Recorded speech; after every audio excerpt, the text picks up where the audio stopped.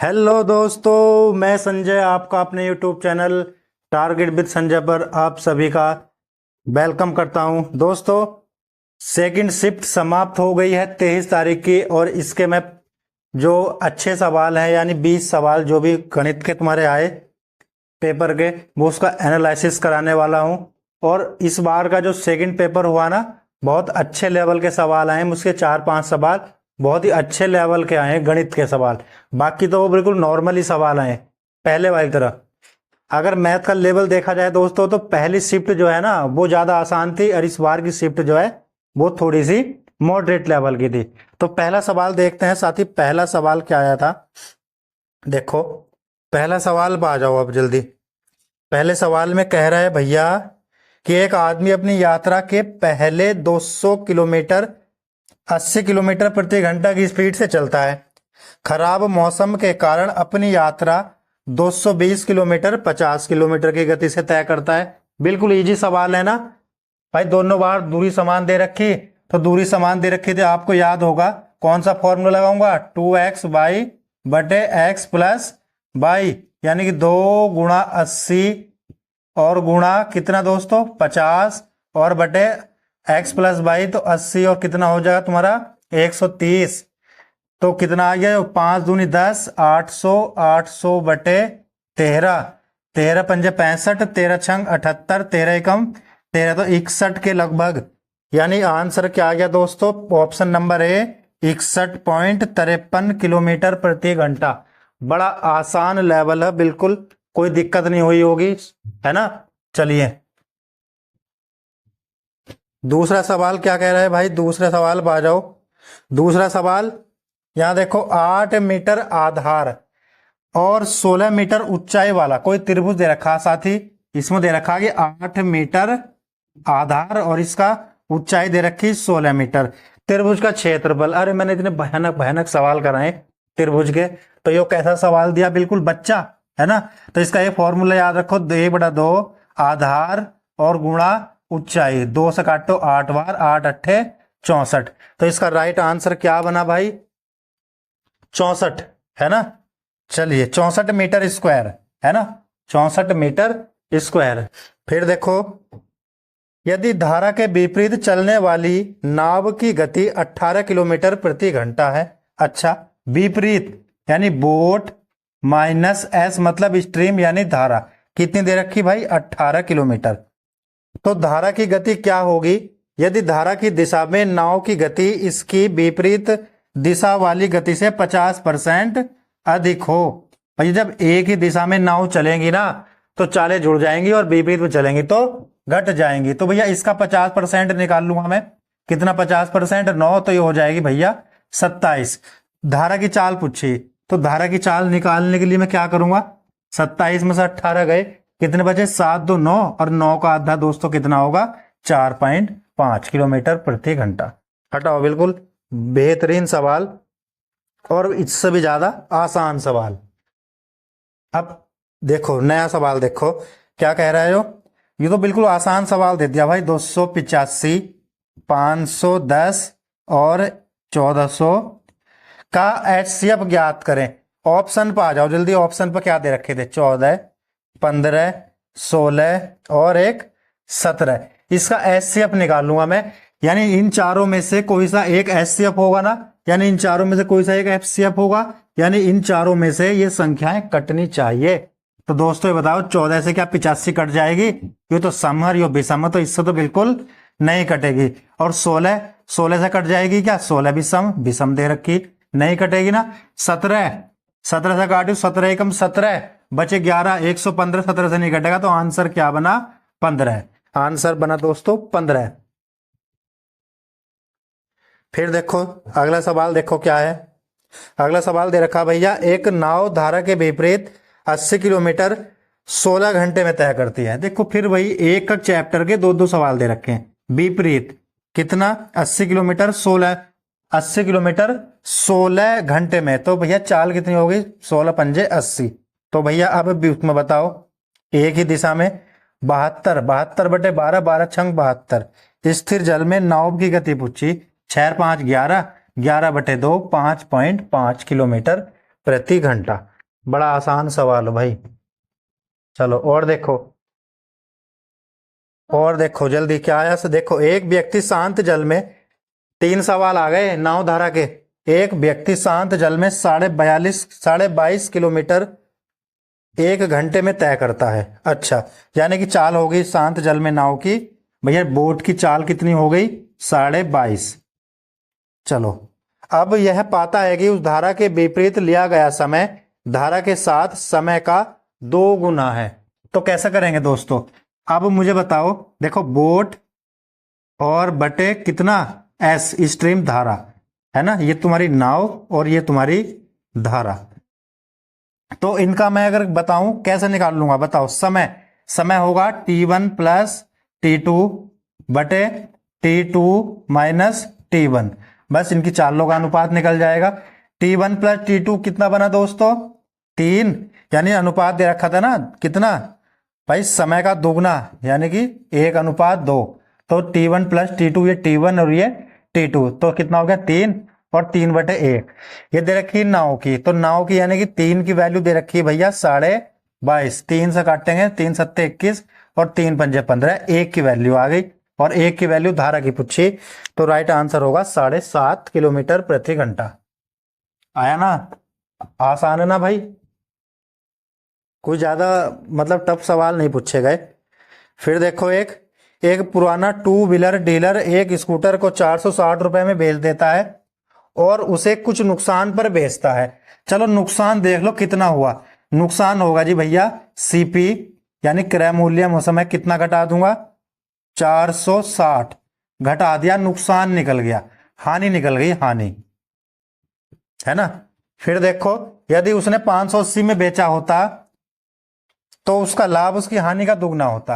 अच्छा, इस बार लाभ हो गया 580 माइनस सीपी, जो लाभ हो गया, तो इसके लाभ का यानी हानि का दुगना लाभ हो रहा, हानि का दुगना लाभ हो रहा। तो बराबर करने के लिए इसे मैंने क्या कर दिया दोस्तों?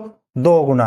तो याद रखो 2CP और 1 CP, यहां माइनस का प्लस आ जाएगा तो 3CP बराबर कितना आया? यो 46 दूनी 920। और ये इधर जाएगा भैया घट जाएगा, सॉरी इधर जाएगा क्या हो जाएगा? यो जुड़ जाएगा, तो ये बनेगा तुम्हारा 1500। तो सीपी बराबर कितना आ जाएगा भैया?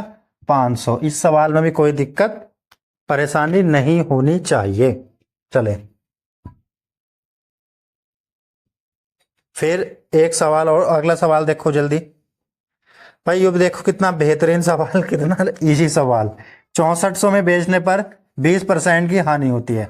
6400 में बेचने पर 20% की हानि, यानी 80। तो क्रय मूल्य बताना था। लो जी, क्या था इस सवाल में बताओ?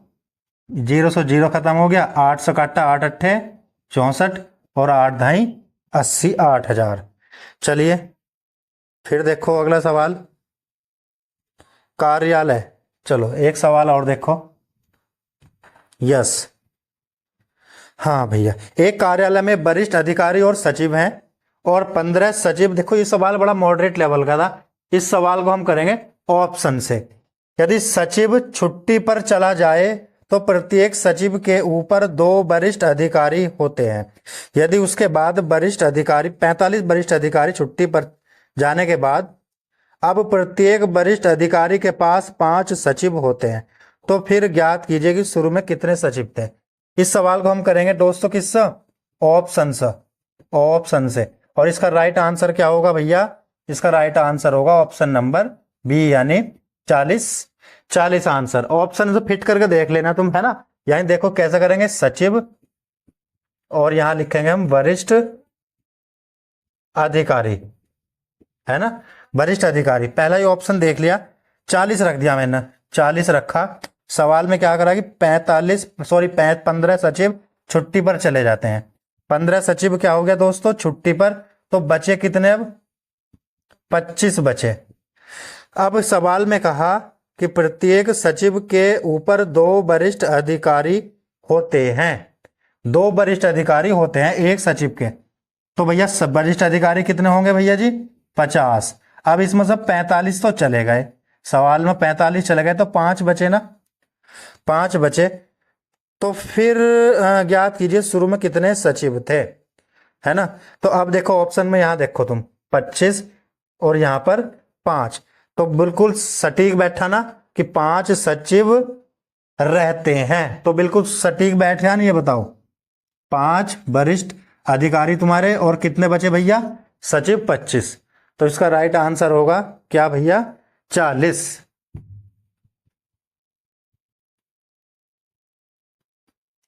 और ऑप्शन करके रख कर देख लियो भाई। लो जी देखो, बिल्कुल हलवा सवाल आया। 1/2 कोमा 2/3, 3/4, 4/5 का HCF ज्ञात करें। HCF तो भैया ऊपर वाले का क्या करूंगा दोस्तों, HCF निकाल लूंगा, नीचे वाले का मैं से निकाल लूंगा।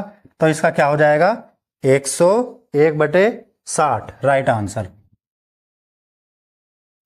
फिर देखो और,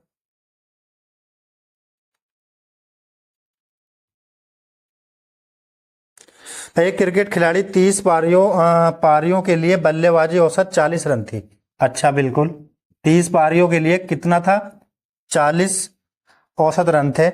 उसके सर्वोच्च स्कोर और न्यूनतम स्कोर से 100 रन से अधिक है। यदि दोनों पारियों को शामिल नहीं किया जाता है तो 28 बचा। तो औसत भैया कितना बचा, 28 का 38 हो जाता है। तो बस अब उन दो पारी जो निकाल दी ना, उनका मैं क्या निकालूंगा, टोटल योग निकाल लूंगा। दो पारी दोस्तों, जो दो पारी निकाल दी गई, 40 दूनी 80, यानी कि 40 40 की तो वे होंगी ना। परंतु ये दो पारी थी ना, ये क्या किया, इन दो पारी जो थी, इन 28 के भी 2-2 रन वो ले गई, है ना। ये मेरा एक अलग तरीका भैया करने का। तुम करोगे तो भैया दोनों को ही ना गुणा करो और घटा दियो, मेरा खुद का तरीका। तो 28 दूनी 56, यानी कि 136, 136 टोटल योग आ गया उन दोनों पारियों का।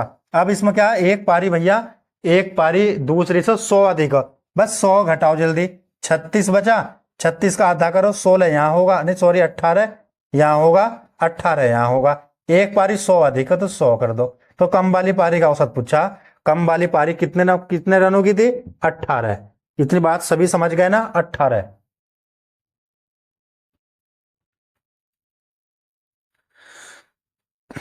यदि किसी संख्या का 70%, देखो किसी संख्या का 70% कितना है जी, 0.35, तो 120% ज्ञात करो।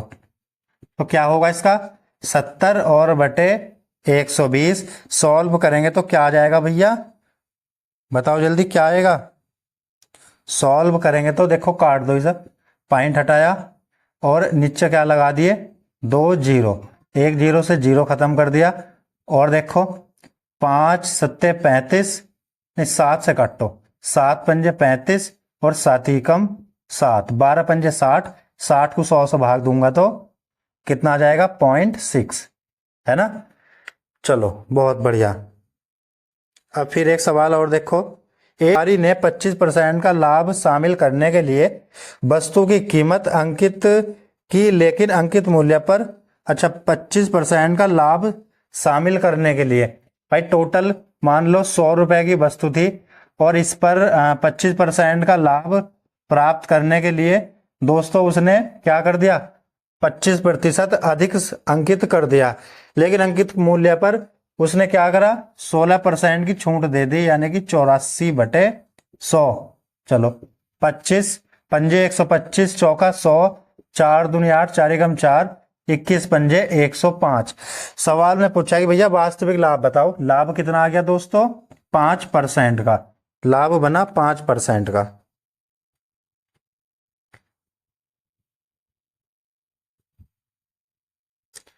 एक, हाँ हो गया ना सवाल। चलो फिर देखो, एक धनराशि साधारण ब्याज पर 5% वार्षिक दर से 3 गुना हो जाती है। 3 गुना होगी भैया, 100 से 300 हो गई, तो ब्याज मिला 200 और दर थी 5% की। और वो पूछ रहा है कि 6 गुना होने में जो दर है वो ज्ञात करे। 6 गुना होने में ब्याज मिलेगा 500 और दर मुझे निकालनी है कितना भैया, 5 पंजे 25, 2 से भाग दे दूंगा तो 12.5% की। इतनी बात खत्म, बिल्कुल हवा नहीं लगनी चाहिए बड़े। चलो ए और बी की गतियों का अनुपात दे रखा, चलो ए और बी की गतियों का अनुपात दे रखा कितना, 2:3 गति। अच्छा टाइम कितना होगा दोस्तों इनका, 3:2। ए को 15 मिनट अधिक लग रही, ए को तो 15 तिया 45 और 15 दूनी 30। सवाल में पूछा ए अपनी दुगनी गति से चले तो दूरी तय करने में कितना समय लगेगा। तो जब भैया 45 मिनट लग रही भैया उसे नॉर्मल चलने में, गति दुगनी कर देगा तो 22.5 मिनट न लग जाने की। उसे क्या सवाल में पेन उठाने की जरूरत थी? ठीक है नहीं थी। ला ला ला ला ला ला 180 प्रति किलोग्राम। देखो इसमें एलिगेशन का आ गया है ना, 180 किलोग्राम और 280 किलोग्राम। चलो कि दो प्रकार की चाय को किस अनुपात में मिलाया जाए कि प्राप्त मिश्रण को 320 रुपए में बेचने पर 20% का लाभ हो।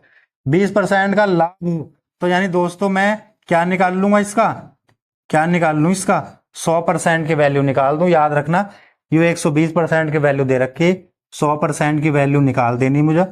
कितना, 4 तिया 12, 4 अट्ठे 32 है ना। 3 यानी कि 800 बटे, देखो क्या आया 800 बटे 3, यानी इसमें क्या लिख दूंगा ये सब 800 बटे 3। इस 3 की गुणा यहां कर दो जल्दी, 18 तिया 54 है ना। अब 3 ही करो, 3 0 0, 3 अट्ठे 24, 3 दूनी 6 और 2 8। बस सवाल खत्म हो गया। एलिगेशन लगा दो अब जल्दी, घटाइयो जल्दी कितना आया 40, यहां घटाओ जल्दी कितना आया भाई, 0 में से 0 गया 0, यहाँ 6 यहाँ 6, 7 में से 5 गए 2, 0 से 0 खत्म, 2:13। 2:13 आ गया भैया। हाँ बिल्कुल बहुत बढ़िया, कितना आसान पेपर था ना भाई, गणित तो आसान था बिल्कुल। चलो एक वस्तु की कीमत 25% की वृद्धि कर दी गई, फिर उसके पश्चात लो 125 कर दी गई, फिर 20% घटा दिया, 20% घटा दिया। चलो 20% घटाने के बाद भैया क्या आ गई ये 100, फिर 10% बढ़ा दिया, 10% बढ़ाने के बाद ये हो गई 110। तो लाभ हो गया जी 10%, कराने की जरूरत नहीं थी। समझ गए ना, लाभ हो गया क्या इसका 10%। 6 आमों की कीमत 90 रुपए। यार कितना सवाल, 6 आमों की कीमत, नहीं 6 आमों की कीमत 90 रुपए, तो एक की निकाल दो, एक की कितनी 15, तो 10 की पूछी, 10 की 150 हटाओ। एक राशि 1700, देखो ये सवाल आया किस्तों वाला। चलिए किस्तों वाला सवाल देखो क्या है, 5% की चक्रवृद्धि, 5% को लिखूंगा मैं 1/20, तो 20 से कोई राशि 21 हो गई होगी ना, किस्तों वाले सवाल में 20 से 21 हो गई होगी, और दूसरे वर्ष में क्या हो गई होगी दोस्तों 21 गुणा 21। यहां बताओ 21 गुणा 21, पहली किस्त ये थी, दूसरी किस्त ये थी है ना, तो दोनों दो मतलब भैया दो किस्त बराबर होंगी ना, तो भाई इन किस्तों को बराबर कर लो, ये सभी 2100 गुणा कर दो, तो कितना बना भैया, कितना गुणा करने के बाद कितना बना ये 21 दूनी 42, और ये आ गया जी दोस्तों 400। ये कितना आ गया 441 और 441। सवाल में क्या पूछ रहा है कि एक किस्त की वैल्यू कितनी दे रखी है भैया 1764, गुणा करी भाग करी सॉरी, तो एक की वैल्यू 3, 4 चौक 4 त्या 12, हाँ 4 आ गई है ना, एक की वैल्यू 4। तो सवाल में पूछा है उधार ली गई राशि बताओ, तो उधार ली गई राशि ये थी टोटल 820, और एक की वैल्यू 4, तो 820 की वैल्यू कितनी होगी 0, 4 दूनी 8, 4 अट्ठे 32, 3280। समझ गए ना, बहुत आसान था।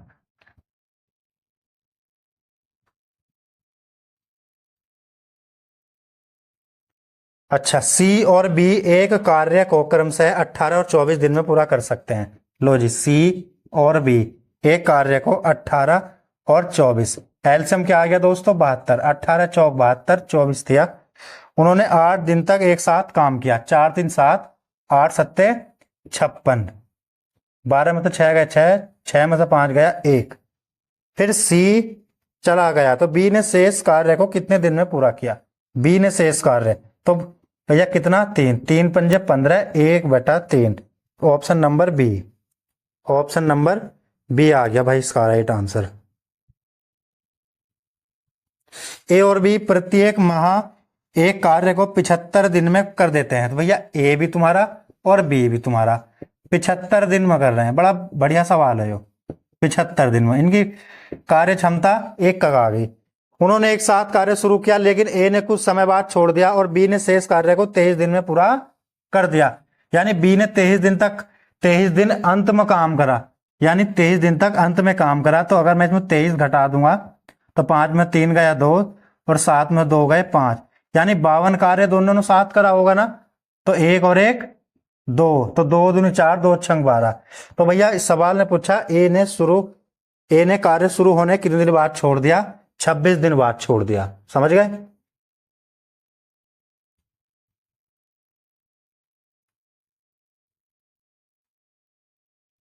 चलो, अगर सेवा में सेवानिवृत्त एक व्यक्ति की पेंशन उसकी सेवा के पिछले 3 वर्षों के दौरान, ऐसा करके एक सवाल आया था। चलो इसका मैं आंसर बताओ देता हूं। इसका आंसर होगा दोस्तों 230, है ना। ये मैं तुम्हें उसमें करा दूंगा सवाल। कल जब एक फुल वीडियो लेकर आऊंगा ना दोस्तों, उसमें मैं पूरी वीडियो मतलब इसके जैसे बहुत सारे सवाल लेकर आऊंगा मैं, तब मैं करा दूंगा उसमें। ठीक है दोस्तों, thank you for watching me. Okay, अपने जो भी मिलने वाले हो भैया शेयर करो, सब्सक्राइब करो, और जितना ज्यादा से ज्यादा एनालाइज करोगे ना उतना ज्यादा मजा आने वाला है ना। एग्जाम तुम्हें पैटर्न का पता चल जाएगा कि पैटर्न का पता चल जाएगा तुम्हें, ठीक है ना, किस लेवल का पेपर आ रहा है। ठीक है भाई। तो भैया जितने भी सवाल आए 20 ये वाले और 20 पहले घोट को पीट को मांस दो बढ़िया करके।